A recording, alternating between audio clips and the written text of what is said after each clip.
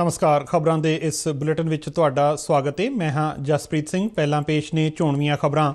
प्रधानमंत्री नरेंद्र मोदी ने आकाशवाणी ते मन की बात प्रोग्राम दौरान देशवासियों नाल अपने विचार साझे कीते। राष्ट्रपिता महात्मा गांधी दी बरसी मौके देश भर विच भेंट कीतियां गईयां श्रद्धांजलियां।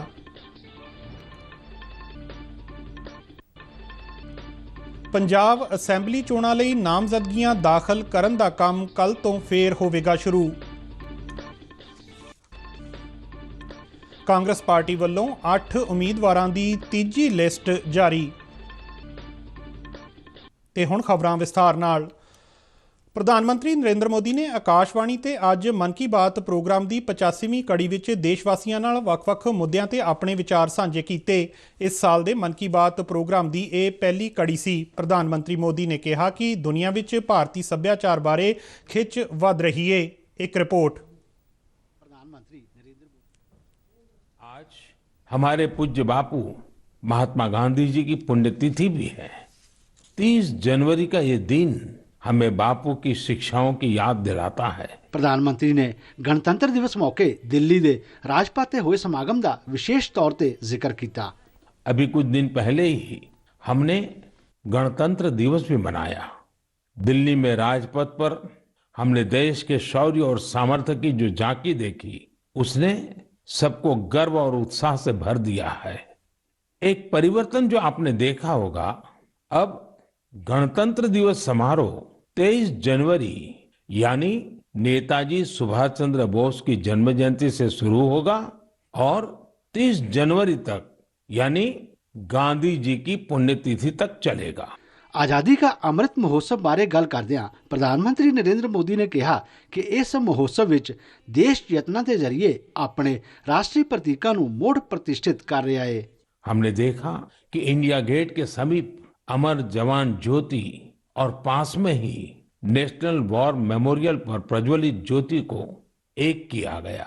इस भावुक अवसर पर कितने ही देशवासियों और शहीद परिवारों की आंखों में आंसू थे। नेशनल वॉर मेमोरियल में आजादी के बाद से शहीद हुए देश के सभी जाबाजों के नाम अंकित किए गए हैं। मुझे सेना के कुछ पूर्व जवानों ने पत्र लिखकर कहा है कि शहीदों की स्मृति के सामने प्रज्वलित हो रही अमर जवान ज्योति शहीदों की अमरता का प्रतीक है। प्रधानमंत्री मोदी ने कहा कि भारत कोरोना की नवी लहर नाल सफलता नाल लड़ रहा है। कोरोना की नई वेव से भारत बहुत सफलता के साथ लड़ रहा है। ये भी गर्व की बात है कि अब तक करीब करीब 4.5 करोड़ बच्चों ने कोरोना वैक्सीन की डोज ले ली है। इसका मतलब यह हुआ कि 15 से 18 साल की आयु वर्ग के लगभग 60% यूथ ने 3 से 4 हफ्ते में ही टीके लगवा लिए हैं। इससे न केवल हमारे युवाओं की रक्षा होगी, बल्कि उन्हें पढ़ाई जारी रखने में भी मदद मिलेगी। एक और अच्छी बात यह भी है कि 20 दिन के भीतर ही 1 करोड़ लोगों ने प्रिकॉशन डोज भी ले ली है। अपने देश की वैक्सीन पर देशवासियों का ये भरोसा हमारी बहुत बड़ी ताकत है। अब तो कोरोना संक्रमण के केस भी कम होने शुरू हुए हैं। ये बहुत सकारात्मक संकेत है। लोग सुरक्षित रहें, देश की आर्थिक गतिविधियों की रफ्तार बनी रहे, हर देशवासी की यही कामना है। प्रधानमंत्री नरेंद्र मोदी ने आजादी का अमृत महोत्सव ते 1 करोड़ तो वध बच्चों वालों उन्हां नूं भेजे गए सुनेहां बारे भी गल कीती।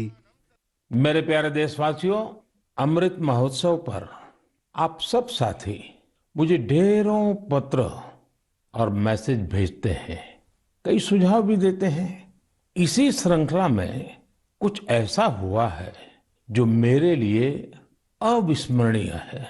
मुझे 1 करोड़ से ज्यादा बच्चों ने अपने मन की बात पोस्टकार्ड के जरिए लिखकर भेजी है। ये 1 करोड़ पोस्टकार्ड देश के अलग अलग हिस्सों से आए हैं, विदेश से भी आए हैं। समय निकालकर इनमें से काफी पोस्टकार्ड को मैंने पढ़ने का प्रयास किया है।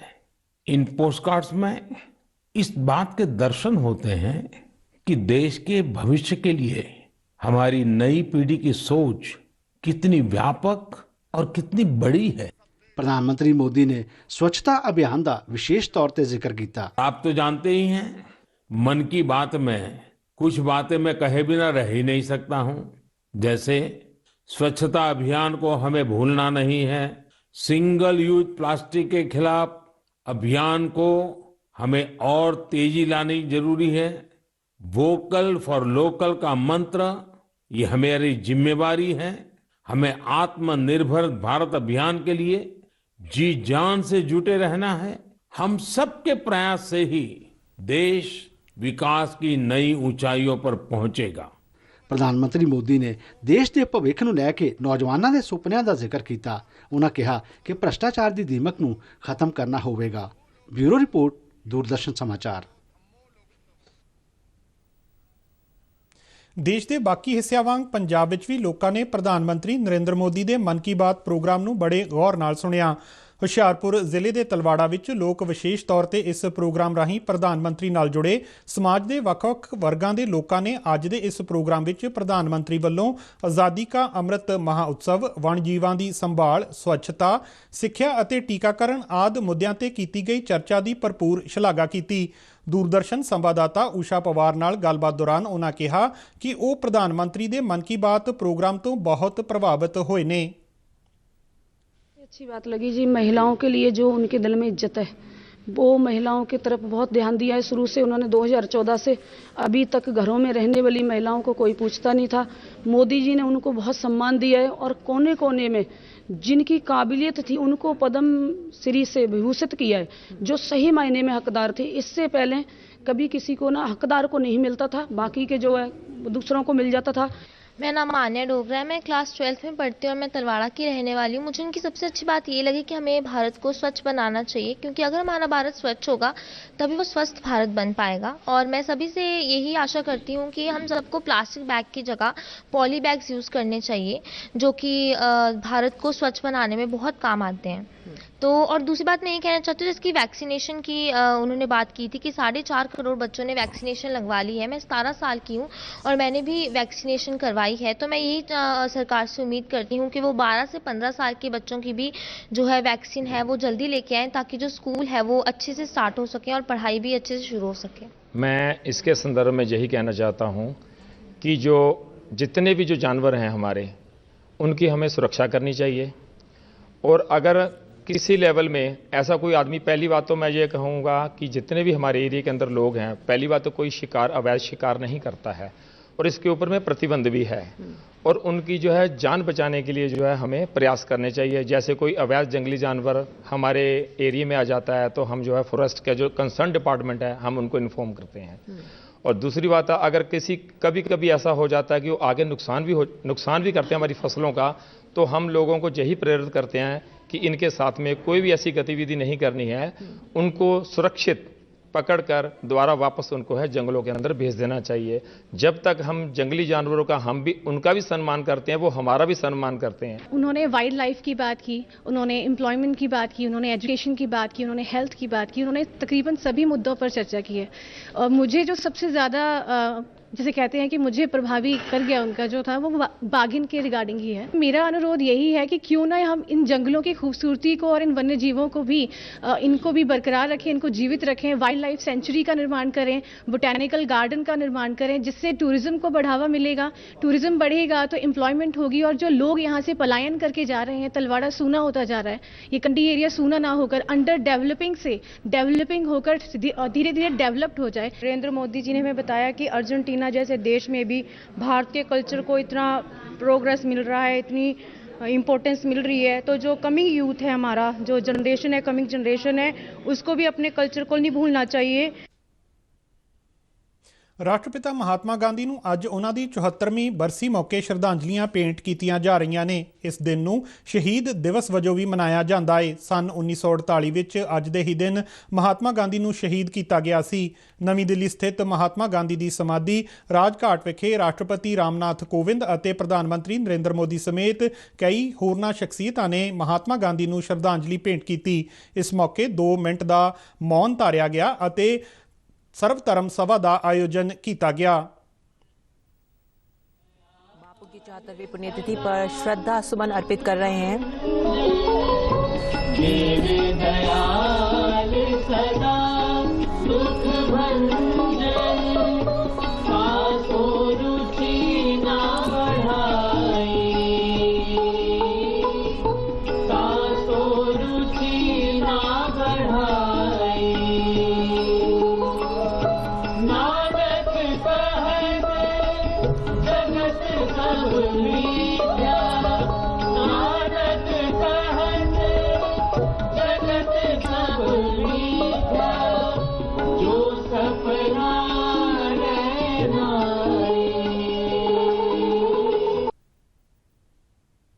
इस मौके राष्ट्रपिता महात्मा गांधी नूं हरमन प्यारे गीत गाए गए। आज़ादी का अमृत महाउत्सव ਨੂੰ ਸਮਰਪਿਤ ਆਜ਼ਾਦੀ का सफ़र तहत ਅਸੀਂ ਭਾਰਤ ਦੀ ਆਜ਼ਾਦੀ ਵਿੱਚ ਯੋਗਦਾਨ ਪਾਉਣ ਵਾਲੇ ਵੱਖ-ਵੱਖ ਮੰਨੇ ਪਰਮੰਨੇ ਅਤੇ ਗੁੰਮਨਾਮ ਆਜ਼ਾਦੀ ਸੰਗਰਾਮੀਆਂ ਦੇ ਜੀਵਨ ਦੇ ਪਹਿਲੂਆਂ ਤੋਂ ਤੁਹਾਨੂੰ ਜਾਣੂ ਕਰਵਾਉਂਦੇ ਹਾਂ। ਇਸ ਤੋਂ ਇਲਾਵਾ ਆਜ਼ਾਦੀ ਦੇ ਸੰਘਰਸ਼ ਨਾਲ ਜੁੜੀਆਂ ਹੋਰ ਗਤੀਵਿਧੀਆਂ ਬਾਰੇ ਵੀ ਦੱਸਦੇ ਹਾਂ। ਅੱਜ ਦੀ ਕੜੀ ਵਿੱਚ ਅਸੀਂ ਤੁਹਾਨੂੰ ਰਾਸ਼ਟਰਪਿਤਾ ਮਹਾਤਮਾ ਗਾਂਧੀ, ਸਮਾਜ ਸੁਧਾਰਕ ਕੁਦਮੁਲ ਰੰਗਾਰਾਓ ਅਤੇ ਮਾਖਨ ਲਾਲ ਚਤੁਰਵੇਦੀ ਦੇ ਜੀਵਨ ਬਾਰੇ ਜਾਣਕਾਰੀ ਦੇ ਰਹੇ ਹਾਂ।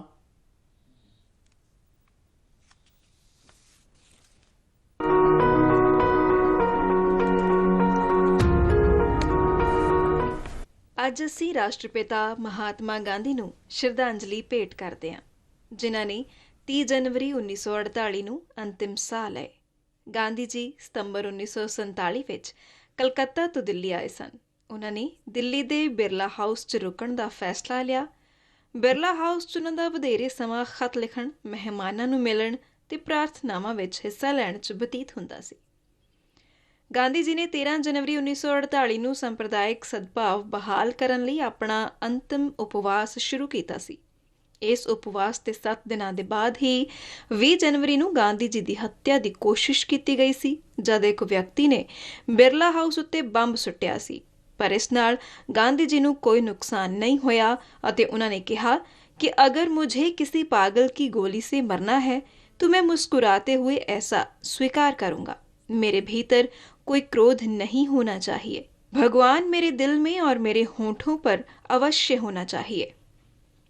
ਜਦੋਂ ਗਾਂਧੀ ਨੂੰ ਹੋਰ ਵੱਧ ਸੁਰੱਖਿਆ ਦੀ ਪੇਸ਼ਕਸ਼ ਕੀਤੀ ਗਈ ਤਾਂ ਉਹਨਾਂ ਨੇ ਕਿਹਾ ਸੀ कि जो लोग स्वतंत्रता की बजाय सुरक्षा को तरजीह देते हैं उन्हें जीने का कोई अधिकार नहीं है। 30 ਜਨਵਰੀ ਦੀ ਸ਼ਾਮ ਨੂੰ ਜਦੋਂ ਗਾਂਧੀ ਜੀ ਦੀਆਂ 2 ਭਤੀਜੀਆਂ ਉਹਨਾਂ ਨੂੰ ਪ੍ਰਾਰਥਨਾ ਸਭਾ 'ਚ ਲਿਜਾ ਰਹੀਆਂ ਸਨ ਤਾਂ ਨਾਥੂਰਾਮ ਗੋਡਸੇ ਭੀੜ 'ਚੋਂ ਨਿਕਲਿਆ। ਉਸਨੇ ਗਾਂਧੀ ਜੀ ਨੂੰ ਪ੍ਰਣਾਮ ਕੀਤਾ ਤੇ ਉਹਨਾਂ ਤੇ 3 ਵਾਰ ਗੋਲੀ ਚਲਾਈ ਤੇ ਬਾਪੂ ਜੀ ਸਾਡੇ ਵਿੱਚ ਨਹੀਂ ਰਹੇ। ਆਕਾਸ਼ਵਾਣੀ ਤੋਂ ਰਾਸ਼ਟਰ ਨੂੰ ਸੰਬੋਧਨ ਕਰਦੇ ਹੋਏ ਉਸ ਵੇਲੇ ਦੇ ਪ੍ਰਧਾਨ ਮੰਤਰੀ ਨਹਿਰੂ ਨੇ ਇਸ ਮੰਦਭਾਗੀ ਘਟਨਾ ਤੋਂ ਦੇਸ਼ ਨੂੰ ਜਾਣੂ ਕਰਵਾਇਆ। The light has gone out of our lives and there is darkness everywhere and I do not quite know what to tell you and how to say it. Our beloved leader, Bapu as we called him, the father of the nation, is no more. ਅਗਲੇ ਦਿਨ ਯਮੁਨਾ ਦੇ ਕੰਢੇ ਤੇ ਗਾਂਧੀ ਜੀ ਦੇ ਅੰਤਿਮ ਸੰਸਕਾਰ ਵਿੱਚ ਹਿੱਸਾ ਲੈਣ ਲਈ ਭਾਰੀ ਭੀੜ ਜਮ੍ਹਾਂ ਹੋਈ। 5 ਮੀਲ ਲੰਬੇ ਰਸਤੇ ਤੇ ਉਹਨਾਂ ਦੀ ਸ਼ਵ ਯਾਤਰਾ ਵਿੱਚ ਲਗਭਗ 10 ਲੱਖ ਲੋਕ ਸ਼ਾਮਲ ਹੋਏ। ਉਹਨਾਂ ਦੇ ਅਸਥੀ ਕਲਸ਼ ਪ੍ਰਯਾਗਰਾਜ ਤੇ ਸੰਗਮ ਵਿੱਚ ਪ੍ਰਵਾਹ ਕਰਨ ਲਈ ਲਿਜਾਣ ਤੋਂ ਪਹਿਲੇ 3 ਦਿਨਾਂ ਤੱਕ ਯਮੁਨਾ ਨਦੀ ਦੇ ਕੰਢੇ ਤੇ ਰੱਖੇ ਗਏ। ਨਵੀਂ ਦਿੱਲੀ 'ਚ ਰਾਜਘਾਟ ਤੇ ਬਣਾਈ ਗਈ ਉਹਨਾਂ ਦੀ ਸਮਾਧੀ ਉਹਨਾਂ ਦੇ ਲੱਖਾਂ ਚਾਹਵਾਨਾਂ ਲਈ ਇੱਕ ਤੀਰਥ ਹੈ, ਜਿਸ ਤੇ ਲਿਖੇ ਨੇ 2 ਅੱਖਰ, ਹੇ ਰਾਮ। ਅਸੀਂ ਕੁਦਮੁਲ ਰੰਗਾਰਾਓ ਨੂੰ ਵੀ ਯਾਦ ਕਰਾਂਗੇ, ਜਿਨ੍ਹਾਂ ਨੇ ਸਮਾਜਿਕ ਸੁਧਾਰ ਦੇ ਯੁੱਗ ਦੀ ਸ਼ੁਰੂਆਤ ਕੀਤੀ ਅਤੇ ਇੱਥੋਂ ਤੱਕ ਕਿ ਮਹਾਤਮਾ ਗਾਂਧੀ ਨੂੰ ਵੀ ਆਪਣੇ ਵਿਚਾਰਾਂ ਨਾਲ ਪ੍ਰੇਰਿਤ ਕੀਤਾ। ਕਾਸਰਗੋਡ ਦੇ ਇੱਕ ਗਰੀਬ ਪਰਿਵਾਰ 'ਚ ਜੰਮੇ ਰੰਗਾਰਾਓ ਨੇ ਸਿੱਖਿਆ ਰਾਹੀਂ ਸਸ਼ਕਤੀਕਰਨ ਦੀ ਕਲਪਨਾ ਕੀਤੀ ਸੀ ਅਤੇ 1890 ਦੇ ਦਹਾਕੇ ਵਿੱਚ ਸਮਾਜਿਕ ਪਰਿਵਰਤਨ ਨੂੰ ਗਤੀ ਪ੍ਰਦਾਨ ਕੀਤੀ ਸੀ। ਰੰਗਾਰਾਓ ਨੇ 5ਵਾਂ ਸਕੂਲ ਖੋਲ੍ਹੇ। ਬੱਚਿਆਂ ਨੂੰ ਸਕੂਲ ਵਿੱਚ ਹਾਜ਼ਰ ਰਹਿਣ ਲਈ ਰਾਜ਼ੀ ਕਰਨ ਵਾਸਤੇ ਉਹਨਾਂ ਨੇ ਬੱਚਿਆਂ ਨੂੰ ਭੋਜਨ ਅਤੇ ਮਾਤਾ-ਪਿਤਾ ਨੂੰ ਹਰੇਕ ਦਿਨ 2 ਪੈਸੇ ਦੇਣ ਦੀ ਵਿਵਸਥਾ ਕੀਤੀ ਤਾਂ ਕਿ ਉਹਨਾਂ ਵਿੱਚ ਦਿਲਚਸਪੀ ਪੈਦਾ ਕੀਤੀ ਜਾ ਸਕੇ ਅਤੇ ਬੱਚਿਆਂ ਨੂੰ ਸਕੂਲ ਭੇਜਣ ਲਈ ਪਰਿਵਾਰਾਂ ਨੂੰ ਪ੍ਰੇਰਿਤ ਕੀਤਾ ਜਾ ਸਕੇ। ਕੁਮਾਰ ਮੰਗਲਮ ਦੇ ਜ਼ਿਮੀਂਦਾਰ ਨਾਲ ਆਪਣੀ ਵਿਧਵਾ ਬੇਟੀ ਦੀ ਸ਼ਾਦੀ ਕਰਕੇ ਉਹਨਾਂ ਨੇ ਭਾਰਤ ਵਿੱਚ ਅੰਤਰਜਾਤੀ ਵਿਆਹ ਅਤੇ ਵਿਧਵਾ ਪੁਨਰ ਵਿਆਹ ਦੀ ਇੱਕ ਮਿਸਾਲ ਕਾਇਮ ਕੀਤੀ। ਉਹਨਾਂ ਦੀ ਪ੍ਰੇਰਣਾ ਨਾਲ ਗਾਂਧੀ ਜੀ ਨੇ ਆਪਣੇ ਇੱਕ ਬੇਟੇ ਦੀ ਸ਼ਾਦੀ ਸੀ ਰਾਜਗੋਪਾਲਾचार्य ਦੀ बेटी नाल की।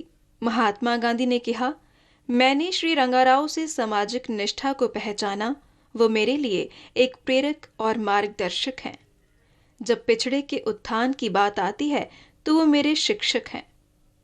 कुदमल रंगाराव ने 30 जनवरी 1928 ਨੂੰ मैंगलोर ਵਿੱਚ अंतिम ਸਾਹ ਲਏ। ਅਸੀਂ ਇਸ ਮਹਾਨ ਆਤਮਾ ਨੂੰ ਸ਼ਰਧਾਂਜਲੀ ਅਰਪਿਤ ਕਰਦੇ ਹਾਂ। 30 जनवरी ਨੂੰ ਮਾਖਣ ਲਾਲ ਚਤੁਰਵੇਦੀ ਦੀ ਬਰਸੀ ਵੀ ਹੈ। 4 ਅਪ੍ਰੈਲ 1999 ਨੂੰ ਹੋਸ਼ੰਗਾਬਾਦ ਵਿੱਚ ਜੰਮੇ ਮਾਖਣ ਲਾਲ ਚਤੁਰਵੇਦੀ ਬਾਲ ਗੰਗਾਧਰ ਤਿਲਕ ਤੇ ਗਾਂਧੀ ਜੀ ਤੋਂ ਪ੍ਰੇਰਿਤ ਸਨ। ਉਹ ਪ੍ਰਭਾ ਅਤੇ ਬਾਅਦ ਵਿੱਚ ਕਰਮਵੀਰ ਦੇ ਸੰਪਾਦਕ ਵੀ ਬਣੇ। ਇਹ ਅਖਬਾਰਾਂ ਬ੍ਰਿਟਿਸ਼ ਸਾਮਰਾਜਵਾਦ ਦੇ ਵਿਰੁੱਧ ਜਨਤਾ ਨੂੰ ਜਾਗਰੂਕ ਕਰਦੀਆਂ ਸਨ। ਬ੍ਰਿਟਿਸ਼ ਸਰਕਾਰ ਨੇ ਉਹਨਾਂ ਨੂੰ ਕਈ ਵਾਰ ਜੇਲ੍ਹ ਭੇਜਿਆ ਤੇ ਉਹਨਾਂ ਦੀ ਅਖਬਾਰ ਨੂੰ ਜਬਰਨ ਬੰਦ ਕਰ ਦਿੱਤਾ। ਪਰ ਅੰਗਰੇਜ਼ਾਂ ਦੇ ਅਤਿਆਚਾਰ ਵੀਰ ਦੇਸ਼ ਭਗਤ ਕਵੀ ਦੀ ਇੱਛਾ ਸ਼ਕਤੀ ਨੂੰ ਕਦੇ ਝੁਕਾ ਨਹੀਂ ਸਕੇ। ਜੇਲ੍ਹ ਤੋਂ ਬਾਹਰ ਆਉਣ ਤੋਂ ਬਾਅਦ ਮਾਖਣ ਲਾਲ ਨੇ ਆਪਣੀ ਅਖਬਾਰ ਫਿਰ ਤੋਂ ਸ਼ੁਰੂ ਕੀਤੀ। ਆਜ਼ਾਦੀ ਤੋਂ ਬਾਅਦ ਮਾਖਣ ਲਾਲ ਨੇ ਸੱਤਾ 'ਚ ਹਿੱਸਾ ਲੈਣ ਤੋਂ ਪਰਹੇਜ਼ ਕੀਤਾ ਅਤੇ ਭਾਸ਼ਣ ਤੇ ਲੇਖਣ ਦੇ ਮਾਧਿਅਮ ਰਾਹੀਂ ਲੋਕਾਂ ਨੂੰ ਉਤਸ਼ਾਹਿਤ ਕਰਨਾ ਜਾਰੀ ਰੱਖਿਆ। ਉਹ ਸਮਤਾ ਮੁਲਕ ਸਮਾਜ ਦੇ ਨਿਰਮਾਣ ਲਈ ਮਹਾਤਮਾ ਗਾਂਧੀ ਵੱਲੋਂ ਦਿਖਾਏ ਗਏ ਮਾਰਗ ਤੇ ਚੱਲਦੇ ਰਹੇ। 1955 'ਚ ਉਹਨਾਂ ਦੇ ਕੰਮ ਲਈ ਉਹਨਾਂ ਨੂੰ ਹਿੰਦੀ ਵਿੱਚ ਪਹਿਲਾਂ ਸਾਹਿਤ ਅਕਾਦਮੀ ਪੁਰਸਕਾਰ ਤੇ ਭਾਰਤ ਸਰਕਾਰ ਨੇ ਉਹਨਾਂ ਨੂੰ 1963 'ਚ ਪਦਮ ਭੂਸ਼ਣ ਨਾਲ ਸਨਮਾਨਿਤ ਕੀਤਾ। ਮਾਖਣ ਲਾਲ ਚਤੁਰਵੇਦੀ ਨੇ 30 ਜਨਵਰੀ 1968 ਨੂੰ ਭੋਪਾਲ ਵਿੱਚ ਅੰਤਿਮ ਸਾਹ ਲਏ। ਇਸ ਮਹਾਨ ਰਾਸ਼ਟਰਵਾਦੀ ਨੂੰ ਸਾਡਾ ਸਾਦਰ ਪ੍ਰਣਾਮ।